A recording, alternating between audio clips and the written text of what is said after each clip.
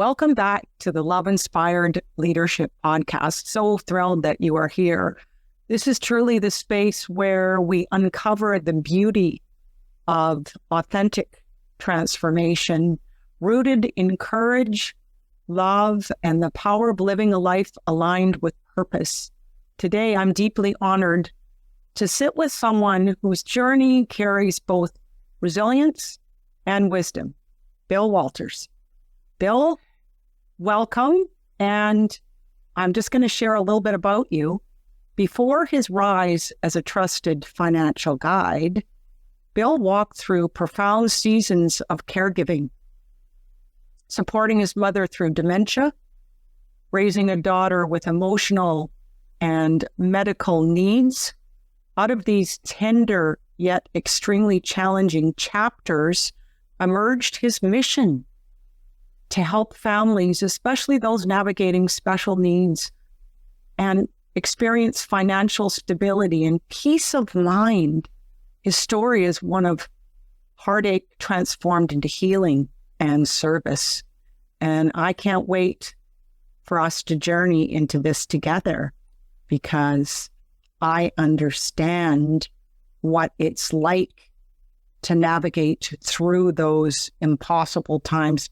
And I just commend you, Bill, for stepping up and having these kinds of conversations to support other families, other parents and children to navigate through those times. So thank you for saying yes to being on my podcast.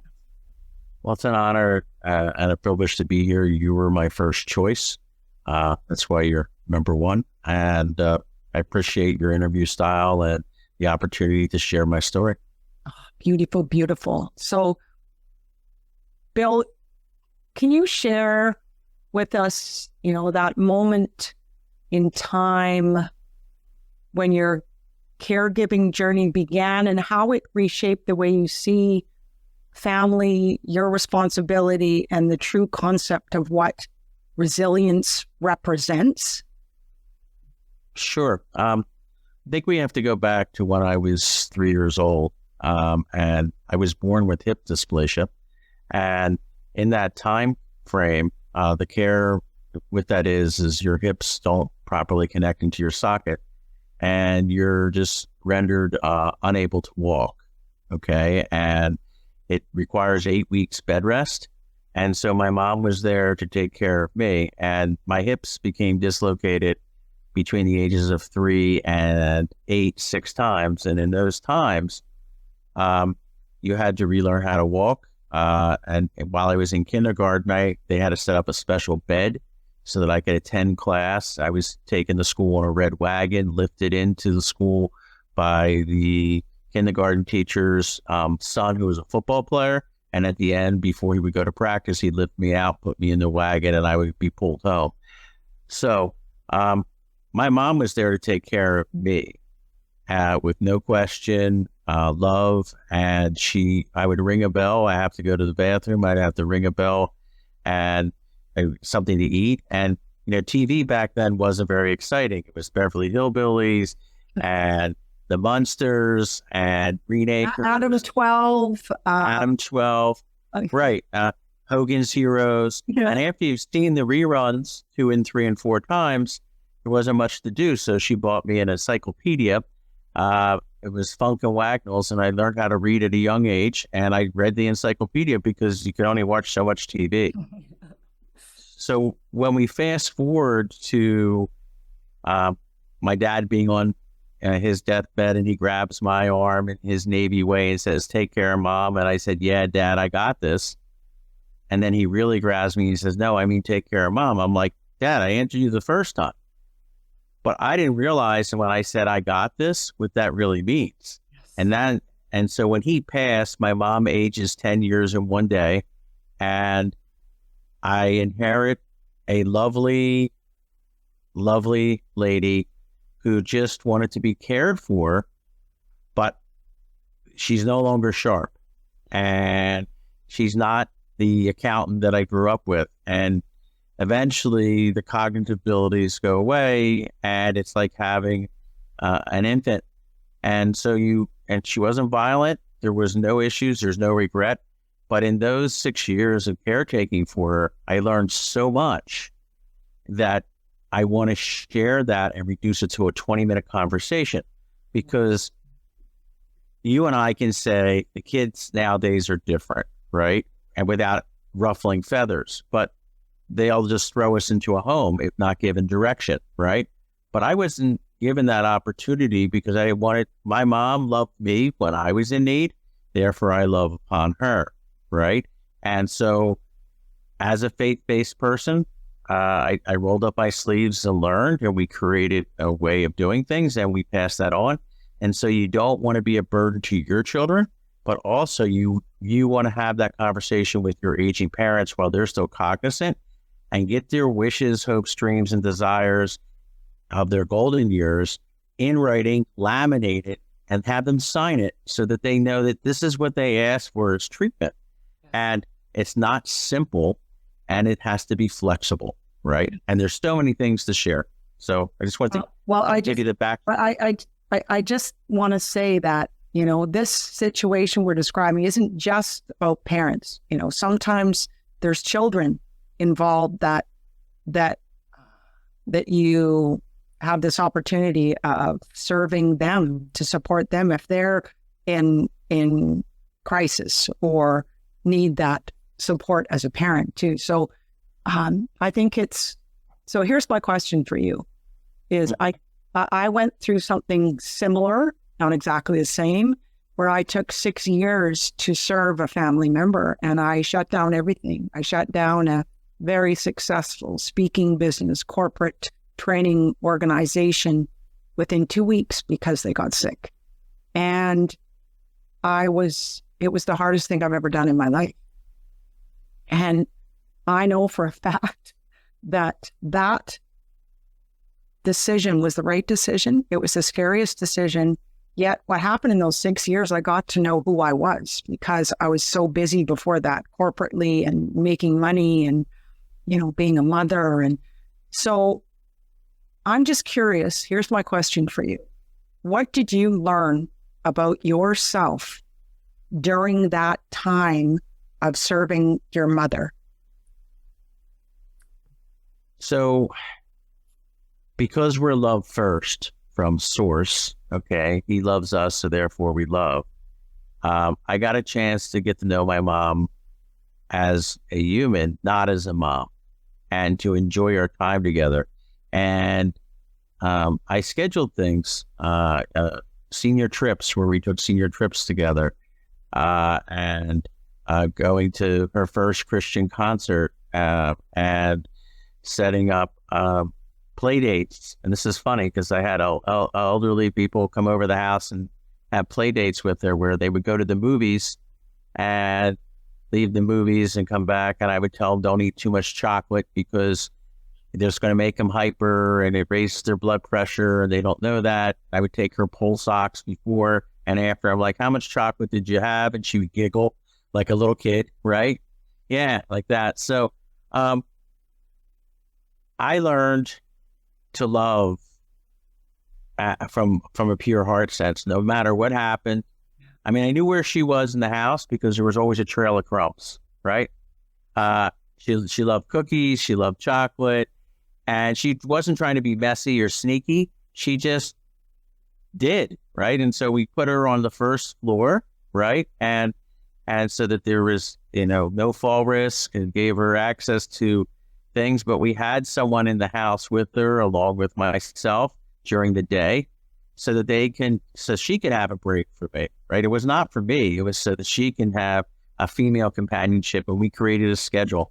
So hopefully that answers your question, because it's just learning how to love. You didn't quite. And I go for the truth here. So Yes. What I learned about myself was I got to know the character of who I was in serving my family member. Okay, so I actually changed some of my core values of living because of the honor to serve my family member. So I'm curious if any of your core values shifted and changed during that time of being in service and being selfless. And you talked about the purity of what love is. I think that's the essence of what happens there. Yet, is there any, let's just say we choose one that shifted or changed for you? I mean, you came from corporate as well. Yes. You never judge a book by its cover. You meet people where they are in the road at that time. There's no, so I took away the negativity and it changed me to having a positive mindset. And when you have a positive mindset, anything is possible, right? You can still learn, and you take people at face value and you say, what are we going to do today to improve your outlook? What are we going to do today? And every day is a new day. So you don't assume something. You always see what you can do to improve the other person. And when I meet with people in the world of financial planning, I say, how can I honor and serve you today? And then they talk, and then I say, well, what's the biggest obstacle you're facing? A lot of times it's not finance. It's something totally different. Like, I need a plumber, or I know that sounds ridiculous, or I need this, and I always have a guy or a girl, right? Right. And that's what I solved that problem first, because I'm open to helping, right? Exactly. Where before I was so laser focused on getting to the point that I didn't have empathy. I didn't have a positive mental outlook. And therefore, I was a shell of the person that I am now. Well. I just want the audience who's listening right now know that some of the hardest things that we go through in life at times have the biggest gifts, the biggest contributions into the love-inspired leaders that we are. And you've done this elegantly, you've done it purposefully, and I can just feel the energy of that transformation. And you receiving that gift of empathy and that gift of serving, it's priceless, to be honest with you, Bill. It is. And the funny part is, you're trying to take care of them.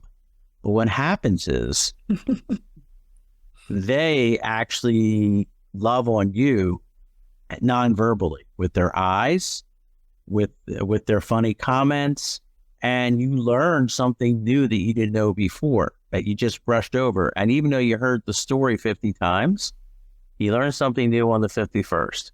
Yeah. And you don't get mad when someone that's older repeats themselves. You say, really? Okay, tell me more. And because, yes. Yeah, well, it's so true. And I mentioned before we got on here that my mom passed at 93, which was four and a bit years ago. And I used to meet her every Sunday for 3 hours. And we were writing a book called Grand Connection. And that is the grand connection of God in business. So she would plan all week exactly what we're going to focus on. She'd get all her information together. And I'd show up there on this little love seat and have fonts that are this big on my computer so she could read it, because her sight was challenged. And she'd sit there and go, no, that's not the right way to look at this, Carolyn. It's got to be this way. And I'd say, okay, Mom. So I'd type away and I'd say, how's this? Oh, yes, that's good, Carolyn. That's right. Yep, that's good. That's the right path. That's the right principle. Yes. So, those times that her and I had every Sunday for the last, number of years that she was alive, I look back on those times now, and they are just to be cherished inside my mind, inside my heart, and inside my soul, because what she gave to me was so meaningful. I mean, it still to this day inspires me into how I show up to serve the world in my business, because those are the moments in time that matter, right? So accurate.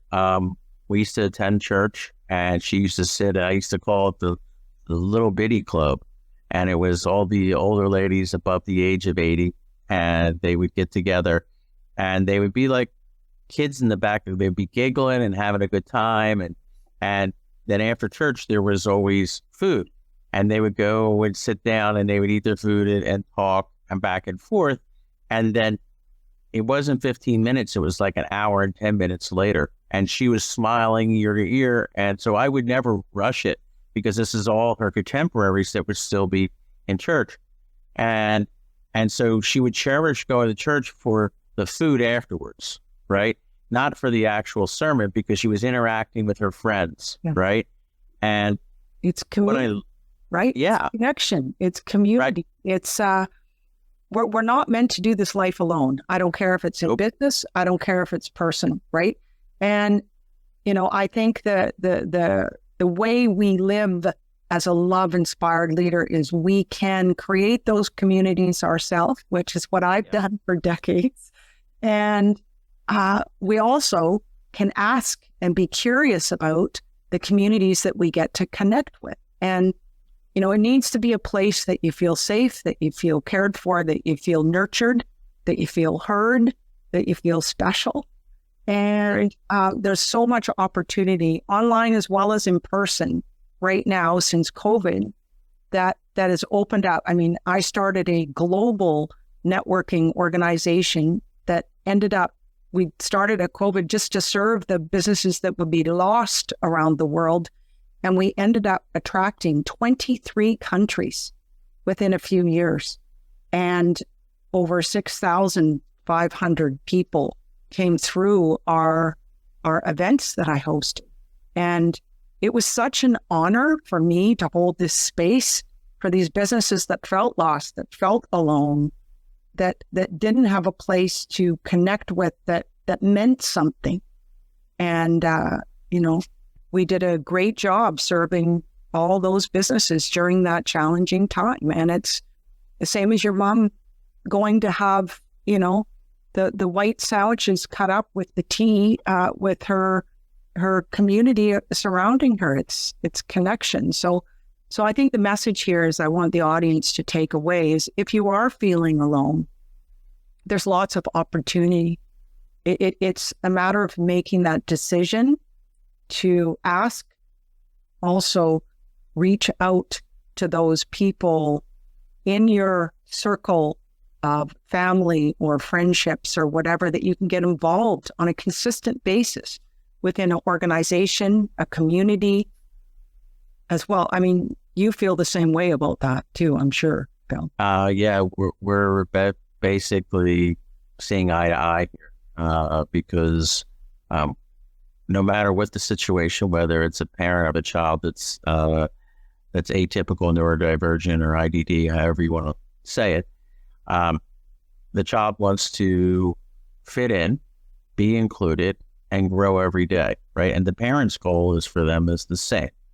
And so when you explain to them how special needs trust works, and they don't understand it because the lawyer never took the time to do so, and you tell them that, look, if you stand in the garage, does it make you a car? And they're going to say no, right?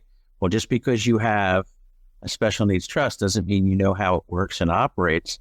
And shame on them for not giving you the time of day to explain that there's a lot of things you have to do with it in order to be in compliance with the rules. Yes. And the same thing applies when you're working with a family. There's a 5-year, 1-day look back so that the organization that you may or may not place your parent into can attach to as far as leaving a legacy. And there's the secret that I'll let out of the bag is long-term care does not have to be expensive. It could be pennies on the dollar. And it's these rich insurance guys that want to sell you a policy for $400 a month that it can be added on as a rider with someone like myself for pennies on the dollar that give you $10,000 a month coming in towards long-term care. And you can have home care for that, right? So they don't have to leave the comfort of their home. And people don't know it because no one takes the time to do it. And it's the right thing to do. And it's about eliminating sleazy salespeople and just serving people from your heart. You're doing the right thing every time. Well, and that's education. I mean, what people don't know, they don't even know that they don't know it. So if someone, I'm just picturing someone listening here right now that has a family member with a disability. So, what would you recommend the steps that they take to come to that solution and that education and answers? Would they reach out to you or? Always, because my services are complimentary. Unless your name is Gates or Rockefeller, I'm not charging you. Okay, because I consider myself God's financial advisor or God's guru for taxes, right? Because I'm just here to help people and give them the right advice. Now, it's up to them whether they want to use me or not, but at least I know that they're going to be advised correctly and given procedures to follow and areas to be helped in, right? And it's the first step is communication and taking a holistic view of where they are and find out where they want to be. So you provide a roadmap for their dreams, goals, and desires, and then a way to get there. And then they have options, and you remove the risks, and you assess each family individually, right? It's not a blanket. It's not cookie cutter. No, it's an individual. It's also an intimate understanding of their current situation and what their dreams and goals and visions are. And then creating that roadmap step by step by step. And the truth is that I think it's important. It's absolutely important for people to be educated in order to feel confident in taking those steps. So I commend you for being that resource, Bill. I really do. So let's look at how these stories that you've shared with us have illuminated so beautifully with how faith, wisdom, and determination can change not only a family's finances, but also their incredible future. And I think peace of mind, to be honest with you, Bill. So it leads us into a powerful inquiry. And how does this work ripple out into the community, your living legacy, and the greater fabric of love-inspired leadership? And I want to just invite this audience that if they have a family member, if they know of someone that is struggling with this exact issue, to reach out to Bill, to have a conversation with him, to receive some guidance and direction. And also, I want to invite people to receive my 21-day above the line living, which is to live, lead, and love unapologetically with courage. And I think families that are facing those kind of issues need support. They need guidance. And so this is my gift to you, 21 days dropping into your email box, a 3-minute beautiful audio recording about how you can aim higher, have an activated, inspired mindset, and be a love-inspired leader. And anything else that you think, Bill, we need to wrap up here, this podcast? Any last statement? So if you go to Proverbs 3, verse 5, it says, trust in the Lord with all your heart and do not lean on your own understanding. In all your ways acknowledge him, and he will make your paths straight. Do not be wise in your own eyes. Fear the Lord and turn away from evil. It will be healing to your body and refreshment to your bones. So what does that mean when it comes to finances? It means that you trust in the Lord. He wants you to live in abundance. Yes. He wants to have a positive mindset. And when you live in abundance, you're going to mentor someone. And when you mentor someone, you're going to teach them how to fish, like he taught us how to fish. And the joy you get from mentoring someone far outweighs anything else you could ever get, because it gives you a slice of heaven early. Okay? It does. So allow me to attract amazing opportunities that line with your dreams, because I trust in him that he will help you get us to your highest potential. Yes. Thank you. And my last question to our audience is this too. How can you honor the perfectly imperfect parts of your journey today and lead from them with greater love, greater acceptance, greater courage, and purpose. Thank you, Bill, for joining us today. I've thoroughly enjoyed this conversation. And, I just think you're contributing great things to people in this world. Thank you. Thank you. You're welcome. Thank you for joining me on the Love Inspired Leadership podcast. If today's episode stirred something in your soul, share it with someone who's ready to aim higher. Keep holding your vision, anchor in your truth, and take intentional, inspired action, because love is all there is.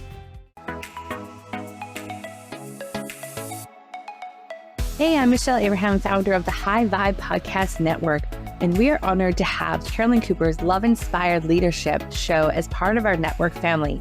For more inspiring shows like this one, visit highvibepodcastnetwork.com, and don't forget to grab your free gifts from our hosts in the gift fold. Till then, stay high vibe and keep sharing your life.